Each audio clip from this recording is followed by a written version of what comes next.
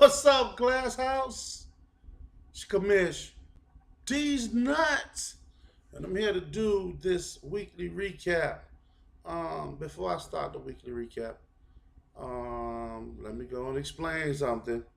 Because Jerry been complaining so fucking much this year. I don't know when he's serious or when he just playing. Because all he been doing is complaining, it seems like. He complained about a lot of shit. I don't know. So I don't know if he was serious or was he just playing around to get a reaction. But let me explain this to people. Some of you who might not have ever played fantasy before and never been in a league before, apparently, because y'all never seen a score adjustment happen.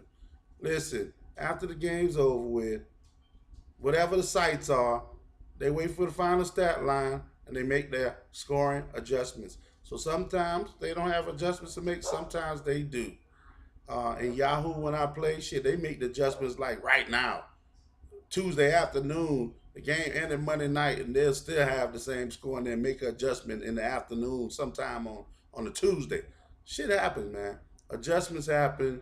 They miss something, they fix it, and the right score is put up there. So it's posted. So that is what it is, man. It was a tough loss to lose like that. It sucks to lose like that, but nobody got bucked. That's just the way it is. New England didn't get credited for the fumble recovery until after they did the scoring adjustment. And if you watch the game, you know that they got a fumble recovery. So there it is. Now, let's move on. Matchups.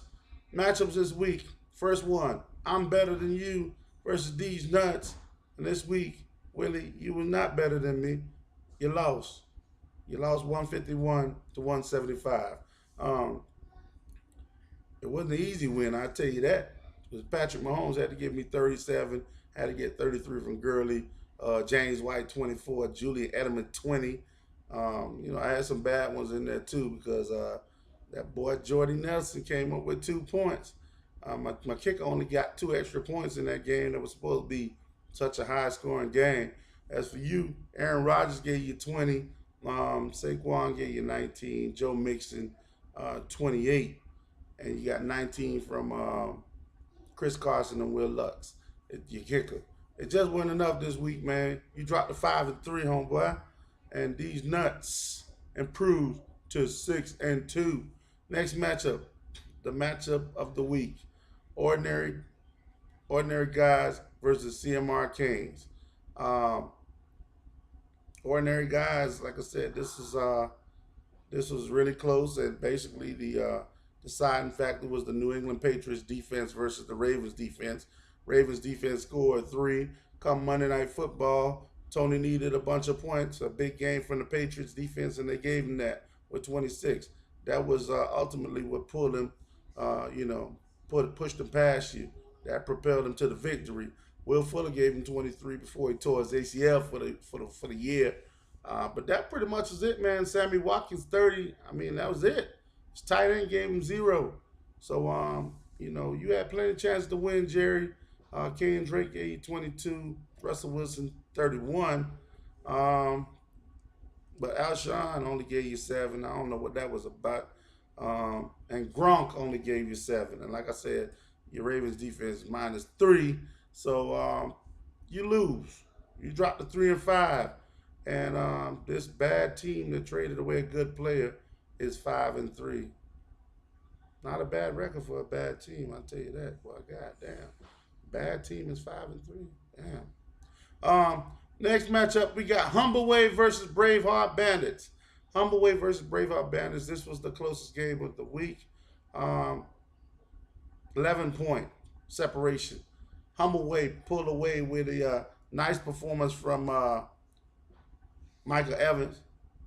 Or should I say Mike Evans. 29. Larry Fitzgerald gave him 26. That new offensive coordinator making a little difference for Larry. And Tyler Boyd gave him 28. Ben Roethlisberger 22.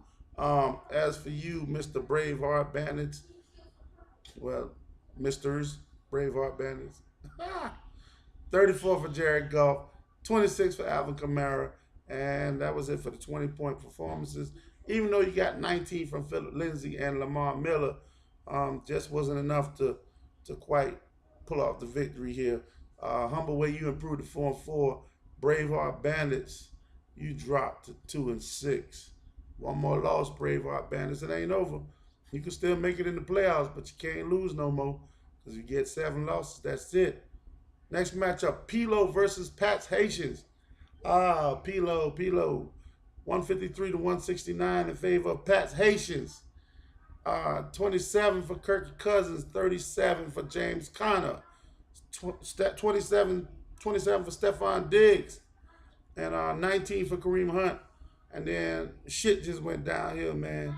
I mean, it just went all the way downhill. 13 for Michael Thomas, 10 for Brandon Cooks, and then you got 9-9-2-0 from Njoku. And I think that was the difference in this matchup, the tight end play right there. Derek Carr, Pat Haitians, 36, 28 for Marlon Mack, and he got 19 from Travis Kelce. He also got 20 from the Steelers defense.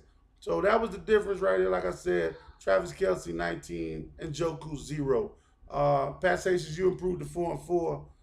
Pilo, you dropped to 3-5. Next matchup, we got Winston versus Cowboys Nation. This is a matchup of 5-3 teams. 5-2 teams. Sorry about that. They both came in here 5-2. For Winston, you came out on top, 160 to 109. This is a blowout, won by 51 points. Brady didn't do shit. He got 324, but he ain't got no touchdown. Adrian Peterson, 25. DeAndre Hopkins, 26. Antonio Brown, 25. And he got 1 from that running back, Corey Clement. Boy, he is a bust. Everybody thought he was going to be the shit there in Philly after Jai went down. That boy ain't doing shit. That's for Cowboys Nation. You had Christian McCaffrey with 21 and Odell with 21. And then your next highest score was 14. So that should tell the whole story right there. You had the low score of the week too, man. That's horrible.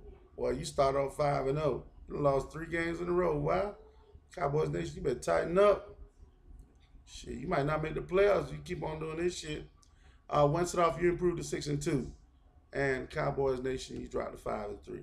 Last matchup of the week, this was another close one, 13 points difference. Maori versus Wowo, 9-5-4. And these were the two teams that started off 0-6. And then they both won 2 in a row, back-to-back. So they were 2-6. And one of them wanted to continue that winning streak. Unfortunately, it couldn't be both of them. This week, it was Maori, 138 to 125, led by Mitchell Trubisky. And he had a pair of running backs with 19, and his Redskins defense gave him 26.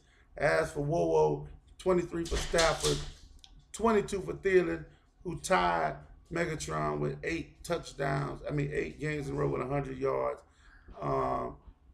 And Marvin Jones gave him 30. Marvin Jones made one of those guest appearances, I guess. I don't know. Make one every 4 games, but he made one this game, 30 points. And yeah, 4 or 5 guys with single digits, so that's just not gonna cut it, man. 3-5 for you, Maori, and Wowo, 9-5-4. You dropped to 2-6. Hey, check it out, man. This season ain't over. It ain't close. We still got 5 weeks. There's teams that's just barely hanging on to playoff hopes, and there's teams that's up there who might be trying to coast and think they got it. You can't sleep in these leagues, man. Y'all better make some trades before the trade deadline, or do something. Do something. Set your lineups. Not set your lineups, but set your waivers tonight, because it is Tuesday. If y'all going out and doing that trick or treating with your kids or whatever, grown men might trick or treat too. I don't know. I ain't judging you. Just be careful out there. All right, man. I'll be back next week with the Week 9 recap. Y'all boys be easy. Peace.